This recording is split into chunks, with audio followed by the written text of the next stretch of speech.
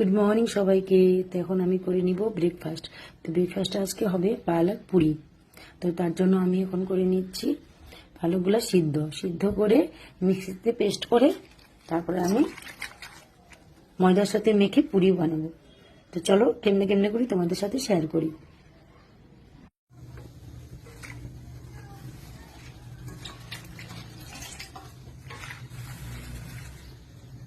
পাতাগুলো আমি সিদ্ধ করে নিয়েছি আর এখন ঠান্ডা জলে দিয়ে দেবো। ঠান্ডা জলে দিলে কালারটা অনেক সুন্দর হয়, তার জন্য ঠান্ডা জলে দিলে ভালো লাগে, কালারটা অনেক সুন্দর আসবে পুরির। পেস্ট আমার হয়ে গেছে পালং শাকগুলো, এখন আমি ময়দার সাথে মেখে নেব।